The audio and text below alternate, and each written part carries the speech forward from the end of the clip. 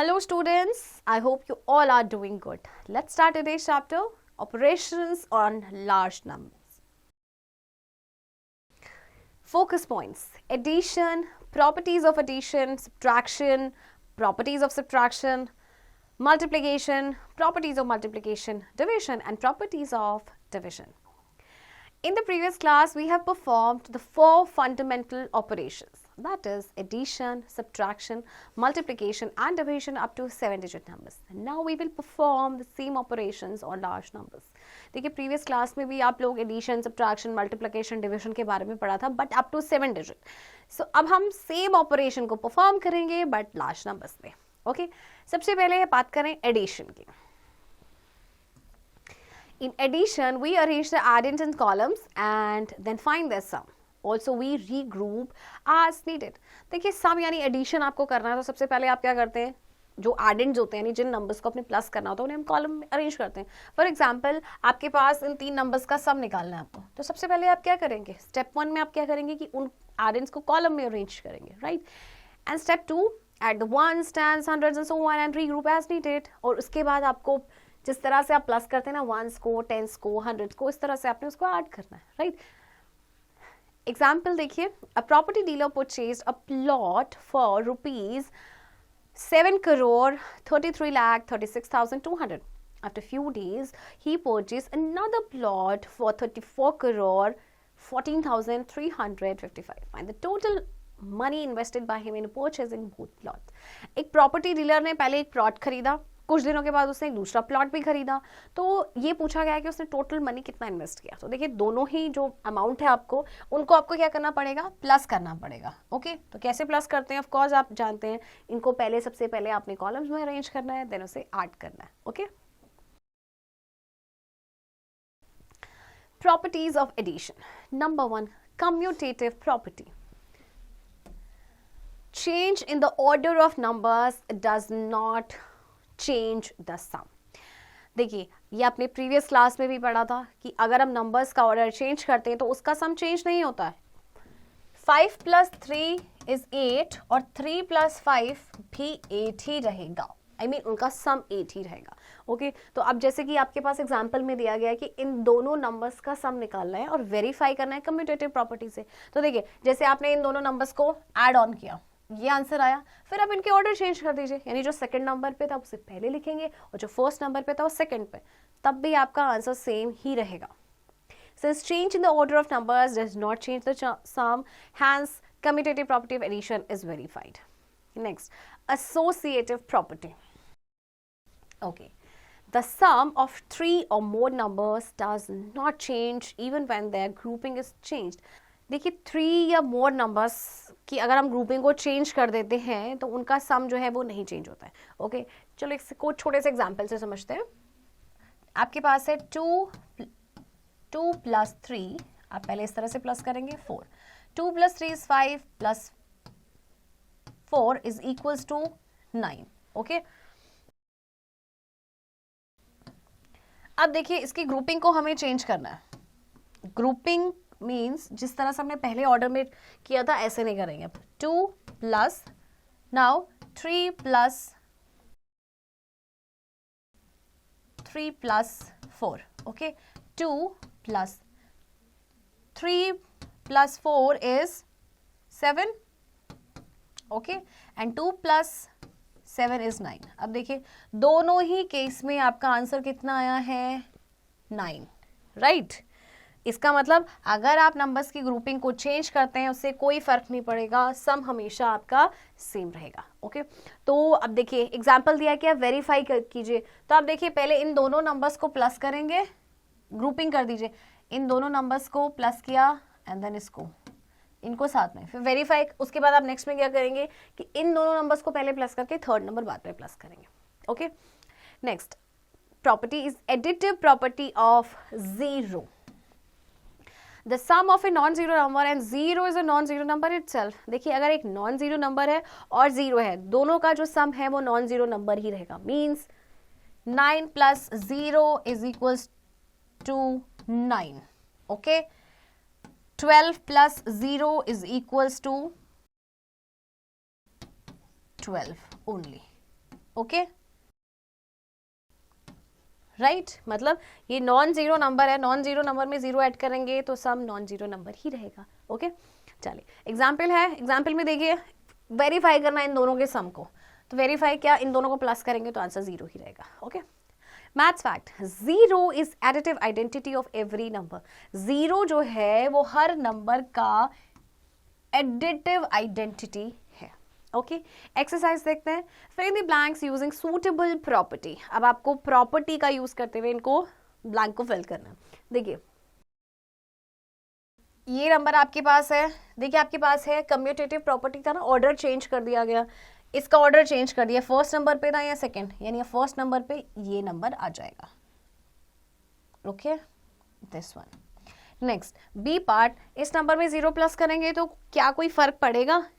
Non zero और zero का जो सम होता है वो नॉन जीरो नंबर ही रहता है, राइट राइट। तो your answer will be 2430285। Next is, ये आपके पास आ गई एसोसिएटिव प्रॉपर्टी जिसमें ग्रुपिंग को चेंज कर दिया गया है। Okay so you have this number and this number, ये नंबर तो देखिए आपके पास ये राइट साइड आ गया।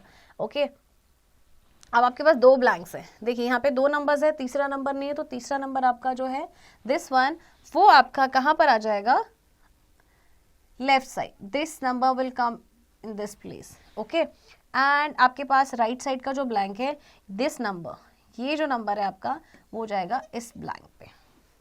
ओके चलिए बाकी इनकी प्रैक्टिस आपने खुद से करनी है। Okay next is subtraction.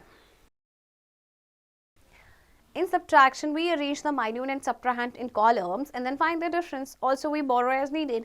Minus हम कैसे करते हैं? देखिए जब आपके माइन्यूट या सब्ट्रैहेंड को कॉलम्स में अरेंज करते हैं और उसके बाद उनको माइनस करते हैं, और जहाँ पे भी हमें बोरो करने की ज़रूरत होती है हम वहाँ पे बोरो करते हैं। एग्जाम्पल के तौर पे आपको दिया गया है, देखिए इनको सब्ट्रैक्ट करना है। सबसे पहले जो पहला स्टेप है, आपने कॉलम्स में अरेंज करना है, उसके बाद आपने सब्ट्रैक्ट करना है ones, tens, hundreds and so on. Okay और जहाँ पे भी बोरो करने की ज़रूरत है आप वहाँ पे बोरो करेंगे, राइट चलिए नेक्स्ट एग्जाम्पल देखते हैं। The population of a country was this much, 5,10,37,200 in year 2018.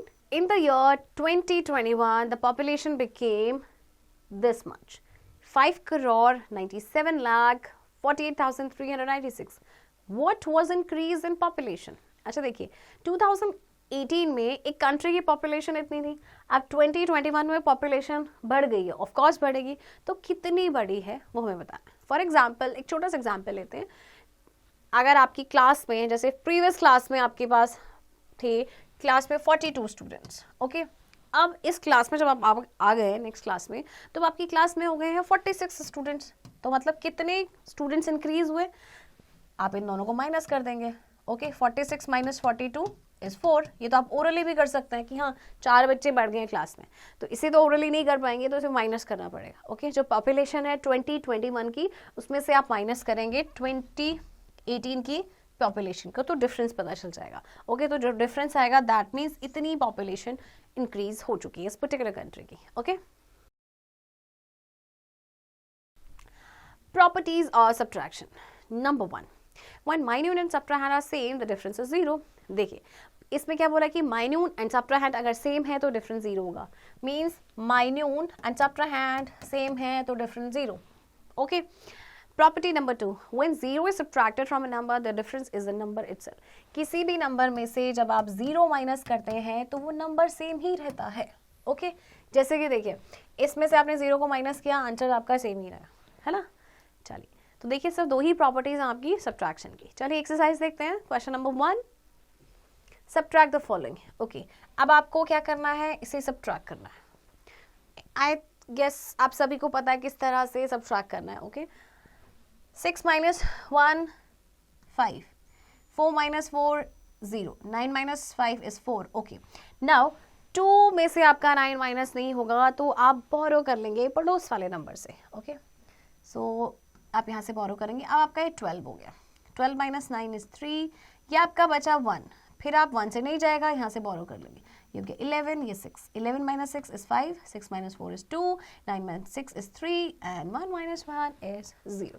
Okay, और आप अपने आंसर को वेरीफाई भी कर सकते हैं। आप इन दोनों को प्लस करेंगे तो आपके पास जो ऊपर वाला नंबर है वो आएगा। अगर सेम आता है दैट मीन्स आपका जो सब्ट्रैक्शन, आपने जो डिफरेंस निकाला है वो करेक्ट है। अगर सेम नहीं आता दैट मीन्स आपने कहीं ना कहीं कुछ गड़बड़ की। Okay, multiplication. In multiplication, we arrange the multiplicand and multiplier in the multiplication form and multiply the multiplicand by the multiplier stepwise. That is first by ones, then by tens, then by hundreds and so on. Then we add all the products to find the final product. Multiplication में हम सबसे पहले क्या करते हैं, multiplicand and जो multiplier है उसे arrange करते हैं, okay? And उसके बाद फिर multiply करते हैं stepwise, यानी पहले 1 से, फिर 10 से, फिर 100 से, फिर 1000 से एंड सो ऑन। और उसके बाद जो फाइनल आपके जितने भी जो प्रोडक्ट्स आते हैं, जैसे इस आपका जब आपने इस पूरे नंबर को 6 से किया तो ये आया आपका प्रोडक्ट, ओके। देन आपने 2 से 0 से किया तो 0 से आया, देन 4 से किया, फिर ये जो चारों प्रोडक्ट्स आपके आए उन चारों ही प्रोडक्ट्स को हम क्या कर देते हैं, प्लस कर देते हैं लास्ट में, ओके। चलिए एग्जाम्पल देखते हैं। A factory produced 1,50,600 bulbs in a day. How many bulbs were produced in 4 weeks? अच्छा, एक फैक्ट्री ना एक दिन में इतने बल्ब प्रोड्यूस कर रही है और आपसे पूछा है 4 वीक्स में वो कितने प्रोड्यूस करेंगी। सबसे पहले तो 4 वीक्स में आपके कितने डेज हो जाएंगे, 1 वीक में आपके होते हैं 7 डेज, तो 4 वीक्स में आपके कितने हो जाएंगे, 4 into 7 that is 28 days. Okay, तो आपसे पूछा गया है 4 वीक्स यानी कि 28 डेज में वो कितने बल्ब प्रोड्यूस करेंगे। आपको 1 डे का दिया है, आपसे 28 का पूछा है, मतलब 1 का दिया है, ज़्यादा का पूछा है, तो आप मल्टीप्लाई करेंगे, ओके। तो आप इन दोनों नंबर्स को मल्टीप्लाई कर देंगे, ओके, इनटू 28 एंड आपका आंसर आ जाएगा, जो आपका आएगा दिस मच, ओके। चलिए अब प्रॉपर्टीज देखते हैं मल्टीप्लिकेशन की। मल्टीप्लिकेशन की प्रॉपर्टीज क्या कहती है। Number 1, commutative property. The order in which 2 numbers are multiplied does not change the product. देखिए, अगर आप मल्टीप्लाई कर रहे हैं 2 नंबर्स को, उनका आप ऑर्डर चेंज कर दीजिए, प्रोडक्ट में कोई फर्क नहीं पड़ेगा। For example 4 into 5 is equals to 20, okay. अब हमें इनका ऑर्डर चेंज करना है, ऑर्डर 5 into 4 ऑर्डर चेंज कर दिया, राइट। तो तब भी क्या रहा, प्रोडक्ट सेम ही रहा, है ना, कोई चेंजेस इसमें नहीं आए। Next is associative property. Okay, now what does this property say? The product of 3 or more numbers remains the same even when their grouping is changed. अब इसमें प्रोडक्ट क्या होगा कि 3 या 3 से ज़्यादा नंबर हैं, उनकी ग्रुपिंग को आप चेंज कर दीजिए, उसके प्रोडक्ट में कोई फर्क नहीं पड़ेगा, ओके। चलिए इसको भी हम एक छोटे से एग्जाम्पल के ज़रिए समझते हैं। सी 2 into 4 into 3, ओके। क्या आएगा, देखिए answer 2 into 4 8, 8 into 3 is 24, okay. अब इसकी ग्रुपिंग को चेंज कर देते हैं, 2 into 4 into 3, okay. 4 into 3 12 and 12 into 2 is 24। तो देखिए प्रोडक्ट तो सेम ही रहा दोनों केसेस में, है ना। आपने ग्रुपिंग भी चेंज की बट फिर भी प्रोडक्ट आपका सेम ही रहा। तो ये होती है associative property of multiplication, okay. Third, multiplicative property of 1. The product of a non zero number and 1 is the non zero number itself. देखिए कोई भी नॉन जीरो नंबर है एंड 1 का जो प्रोडक्ट है वो नॉन जीरो नंबर ही रहेगा, okay. And number 4, multiplicative property of 0. The product of a number and 0 is 0. किसी भी नंबर को, कोई भी आप बड़ा नंबर लेके आइए, उसको 0 से मल्टीप्लाई करेंगे तो प्रोडक्ट हमेशा क्या रहेगा, 0, ओके। तो ये प्रॉपर्टीज काफ़ी इंपॉर्टेंट है, याद रखिएगा। Now multiplication bye multiples of 10, 100,000 etc. To multiply by multiples of 10, 100,000 etc. find the product of the non-zero numbers and write as many zeros after the product as there are zeros in both the factors. देखिए अगर आपको जैसे multiply करना है 100 या 10 या 1000 के multiple से, तो क्या होता है, जो प्रोडक्ट होता है ना नॉन जीरो नंबर्स का, वो आपने लिखना है एंड देन जीरोस लगा देने जितने होंगे, ओके। चलिए इसको एग्जाम्पल के थ्रू समझते हैं। जैसे आपके पास है दिस नंबर, ओके, 4213 इंटू 5 0। सबसे पहले देखिए जीरोज आपके पास कितने हैं, 1 1 0 लगाएंगे, फिर आपने क्या करना है, इन दोनों को मल्टीप्लाई कर दीजिए जो नॉन जीरो नंबर्स हैं।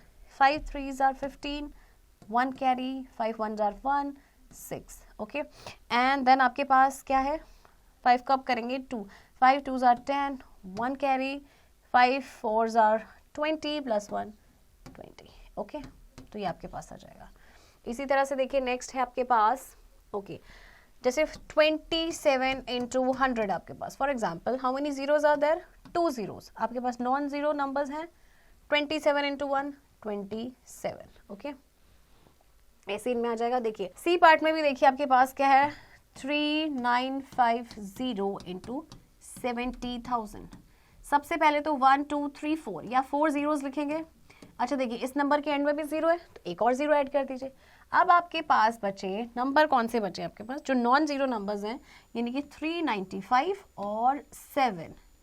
ओके, इनको मल्टीप्लाई करना है। इनको मल्टीप्लाई करेंगे तो आप कितना आंसर आ जाएगा आपके पास, 2765। ओके, सो ये जो मल्टीपल्स होते हैं ना आपके 10, 100 एंड 1000 को, इनको मल्टीप्लाई करना काफ़ी आसान रहता है। चलिए एक्सरसाइज देखते हैं। Question number 1, fill in the blanks.